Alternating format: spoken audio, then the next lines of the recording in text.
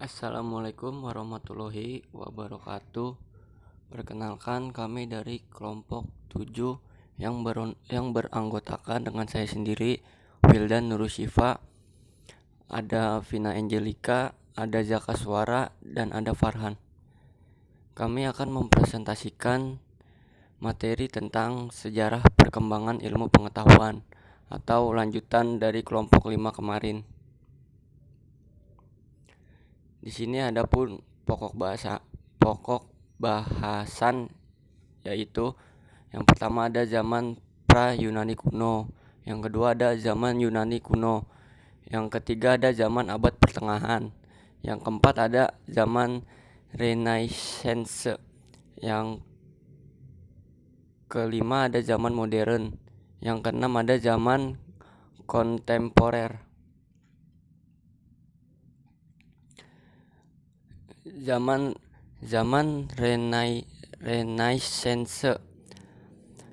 Renaissance merupakan era sejarah yang penuh dengan kemajuan dan perubahan yang mengandung arti bagi perkembangan ilmu. Zaman yang menyaksikan dilancarkannya tantangan gerakan reformasi terhadap keesaan dan supremasi Gereja Katolik Roma. Era kebangkitan kembali pemikiran yang bebas dari dogma-dogma agama. Tokoh-tokoh terkenal pada zaman ini antara lain adalah yang pertama Roger Bacon.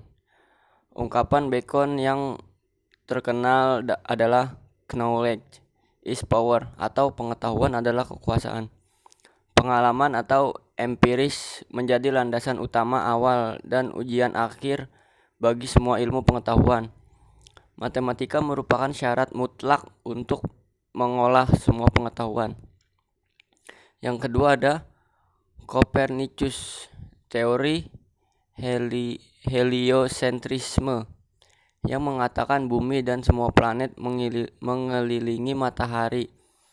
Teori ini bertentangan dengan teori geosentrisme dari Ptolemeus dan Hipparchus yang mengatakan bumi adalah pusat tata alam semesta. Yang ketiga ada Johannes Kepler, menemukan 3 buah hukum. Yang pertama, orbit semua planet terbentuk elips bukan circle. Yang kedua, dalam waktu yang sama, garis penghubung antara planet dan matahari selalu melintasi bidang yang luasnya sama. Yang ketiga, dalam perhitungan matematika terbukti bahwa bila jarak rata-rata dua planet A dan B dengan matahari adalah X dan Y, sedangkan waktu untuk melintasi orbit masing-masing adalah P dan Q, maka P2 bagi Q2 sama dengan X3 bagi Y3. Yang keempat ada Galileo Galilei, membuat teropong bintang yang terbesar pada masa itu dan mengamati beberapa peristiwa angkasa secara langsung. Yang kelima, kelahiran kembali sastra di Inggris, Prancis, dan Spanyol, diwakili Shakespeare, Spenser, Rabelais, dan Ronsard. Yang keenam, zaman ini merupakan penyempurnaan kesenian, keahlian, dan ilmu yang diwujudkan dalam diri jenius serba bisa, Leonardo da Vinci. Yang ketujuh, ditemukannya benua baru pada 1492 Masehi oleh Columbus, memberikan dorongan lebih keras untuk meraih kemajuan ilmu.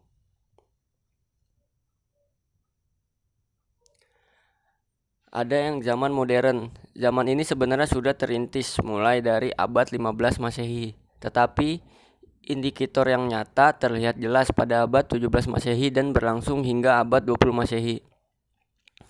Hal ini ditandai dengan adanya penemuan-penemuan dalam bidang ilmiah. Menurut Slamet Iman Santoso, ada 3 sumber pokok yang menyebabkan perkembangannya ilmu pengetahuan di Eropa dengan pesat. yaitu hubungan antara kerajaan Islam di semenanjung Liberia dengan negara Prancis. Terjadinya perang salib dari tahun 1100 sampai 1300 dan jatuhnya Istanbul ke tangan Turki pada tahun 1453. Zaman ini sudah dimulai sejak abad 14 Masehi. Zaman ini juga dikenal sebagai masa rasionalisme yang tumbuh di dalam zaman modern karena munculnya berbagai penemuan ilmu pengetahuan.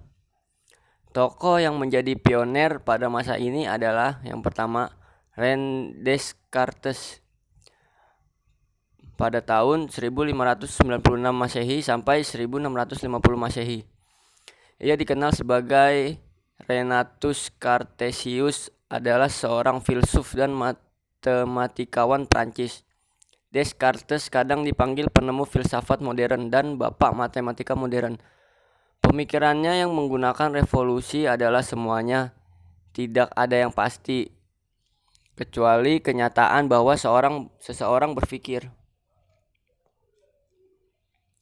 Kedua ada Isaac Newton. Pada tahun 1643 Masehi sampai 1727 Masehi. Adalah seorang fisikawan, matematikawan, ahli astronomi, filsuf alam, alkimiawan, dan teolog. Dia dikatakan sebagai bapak ilmu fisika klasik. Karyanya yang berjudul Philosophia Naturalis Principia Mathematica menjabarkan tentang hukum gravitasi dan 3 hukum gerak yang mendominasi pandangan sains mengenai alam semesta selama 3 abad ini. Yang ketiga ada Charles Robert Darwin pada tahun 1809 Masehi sampai 1882 Masehi.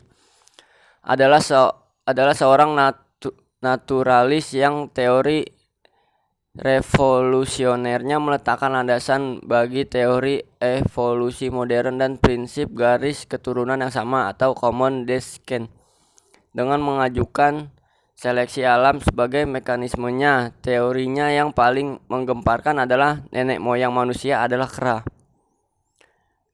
Yang keempat ada Joseph John Thomson pada tahun 1856 Masehi sampai 1940 Masehi.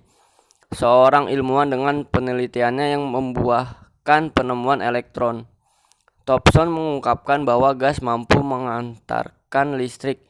Ia menjadi seorang perintis ilmu fisika nuklir. Dia juga menemukan sebuah metode untuk memisahkan jenis atom dan sinar molekul yang berbeda dengan menggunakan sinar positif. Zaman kontemporer. Zaman ini bermula dari abad 20 Masehi dan masih berlangsung hingga saat ini.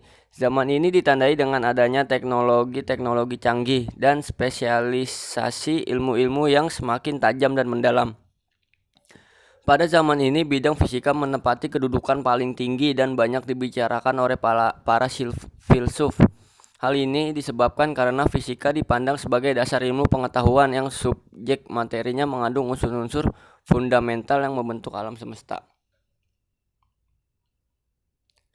Ilmuwan-ilmuwan yang menonjol di zaman ini antara lain adalah yang pertama Albert Einstein. Dia mengemukakan teori relativitas dan juga banyak menyumbang bagi pengembang mekanika kuantum, mekanika statistik, dan kosmologi. Dia dianugerahi penghargaan Nobel dalam fisika pada tahun 1921 untuk penjelasannya tentang efek fotoelektrik dan pengabdiannya bagi fisika teoretis. Karyanya yang lain berupa gerak Brownian, efek fotoelektrik, dan rumus Einstein. Yang paling dikenal adalah E sama dengan mc².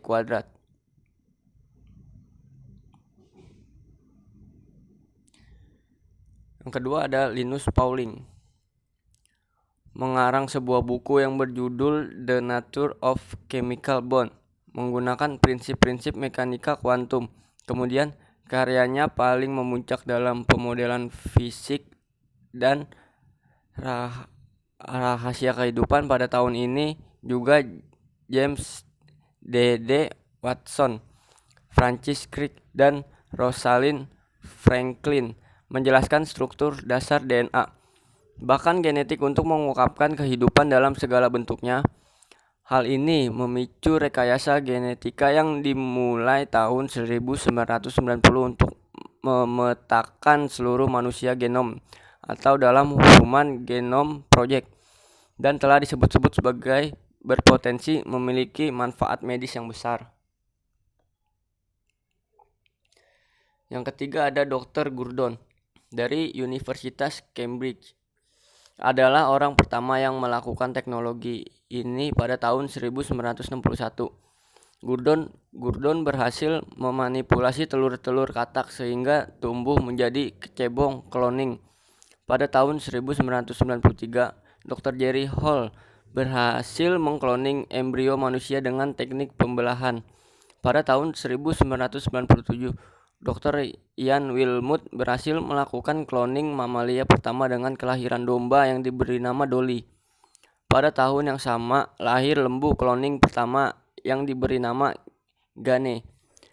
Pada tahun 1998, para peneliti di Universitas Hawaii yang dipimpin oleh Dr. Teruhiko Wakayama berhasil melakukan cloning terhadap tikus. Hingga lebih dari 5 generasi pada tahun 2020, Prof. Gerald Skatten berhasil membuat kera cloning yang diberi nama Tetra. Setelah berbagai keberhasilan teknik cloning yang pernah dilakukan, para ahli malah lebih berencana menerapkan teknik cloning pada manusia. Selain kimia dan fisika, teknologi komunikasi dan informasi berkembang pesat pada zaman ini, yaitu listrik, elektronika atau transistor dan IC, robotika atau mesin produksi dan mesin pertanian, TV dan radio, teknologi nuklir, mesin transportasi, komputer, internet, pesawat terbang, telepon, dan seluler, rekayasa pertanian dan DNA, perminyakan, teknologi luar angkasa, AC dan kulkas, rekayasa material, teknologi kesehatan atau laser, IR dan USG, fiber optik dan fotografi atau kamera dan video. Ya, sampai di sini saya ucapkan terima kasih, kurang lebihnya mohon maaf. Wassalamualaikum warahmatullahi wabarakatuh.